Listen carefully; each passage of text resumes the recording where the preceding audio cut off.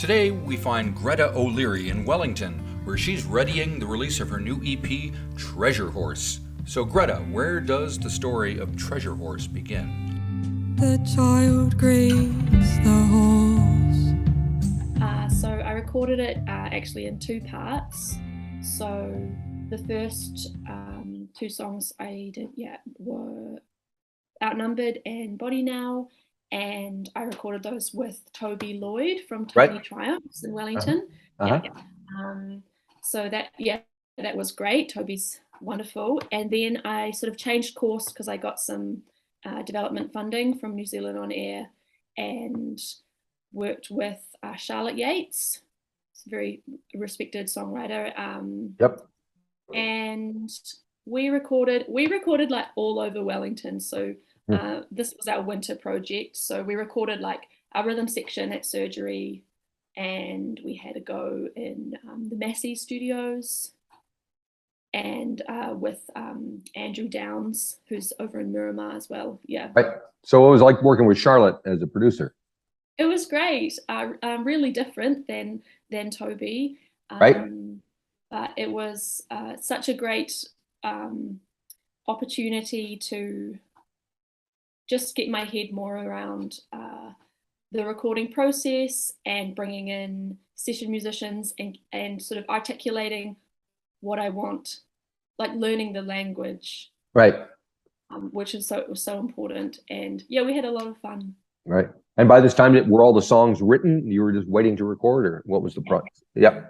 So I brought her the finished songs, and we basically were just filling them out into the band sound. Right. And so one of the first track on the EP is Mountain Tip. So that's one of the ones you worked with Charlotte. What can you tell me about? When did you write that and why? Mountain Tip's quite a funny one. I wrote that probably a couple of years ago. I think I was out at Bethel's Beach actually, at a friend's place. And I don't know where it came from. These things just like spring out of me.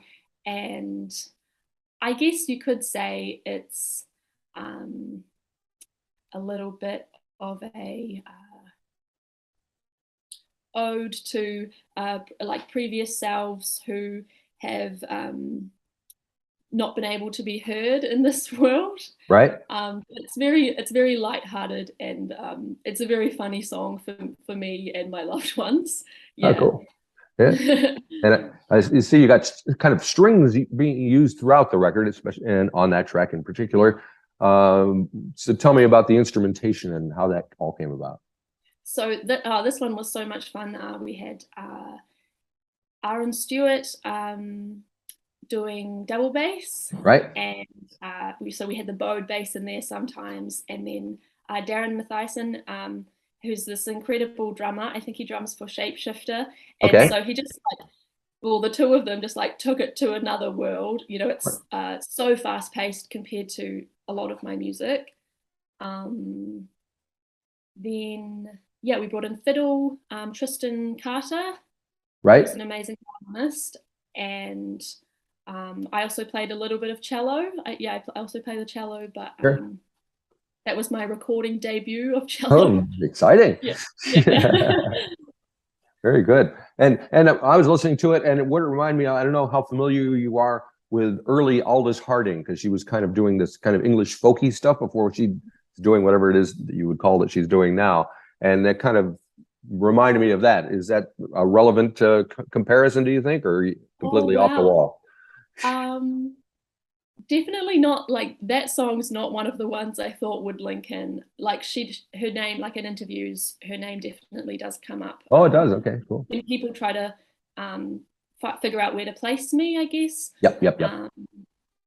But that's so interesting, that it would be in that one. That one's so. Well, it's just because her first album doesn't sound anything like what she does now. So that's kind of the path she started from and where she went to, and so it seems interesting that you kind of have a similar starting out point. Yeah. Okay, and then you, Honey Babe is the next track. Got horns on there.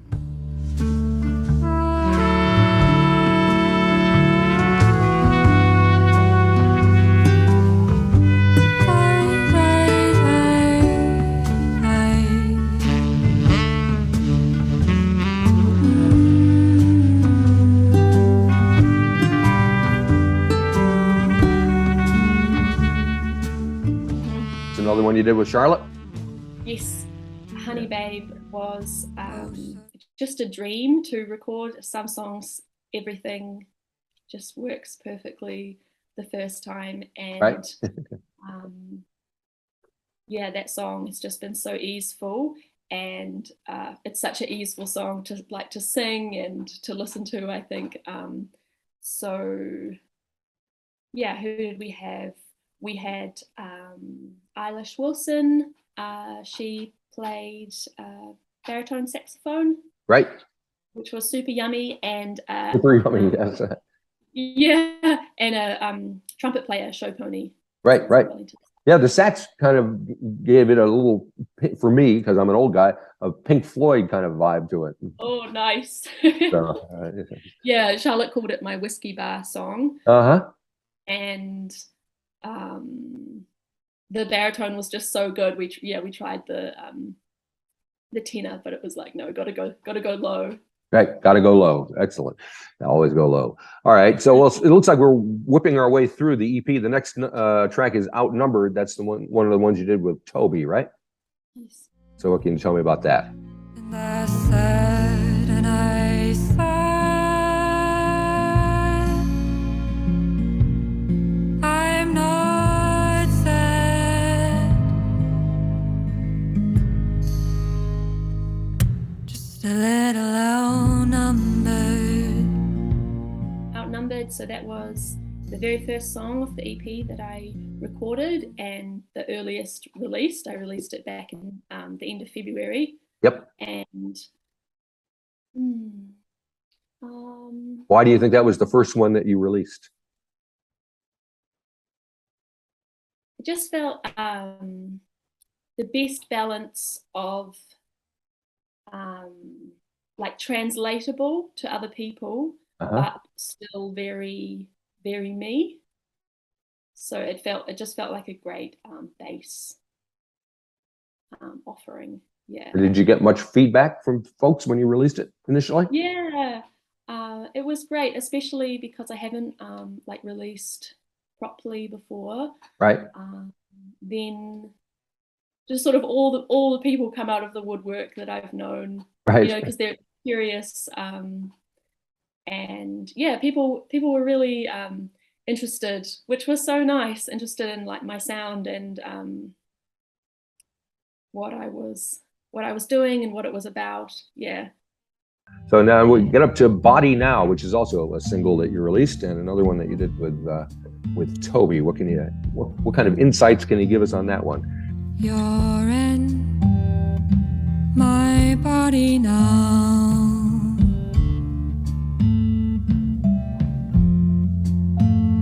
You're the sun on my skin. Body Now is it's actually, I wrote that song when my life just sort of, a chapter of my life just sort of died, and I was going through a lot of grief, and I was very lost, and I had been living in Wellington at the time, and I packed my life into my little car, and then I went down to the South Island and just went sort of searching and like grieving, and that song just popped up. I think while I was driving. I did a lot of writing when I was driving, right? When I was on the move more, and it's an important song because it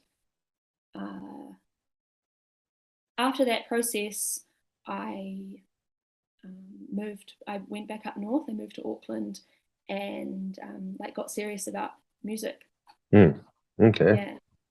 So very good. This death and then right into a new path. Yeah. Excellent. And the EP ends with something slightly more upbeat, the birthday song. And I think there's a reference to a treasure horse in the lyric of that one, isn't there? Yeah, my horse, she died. So that song, that's another really fun one.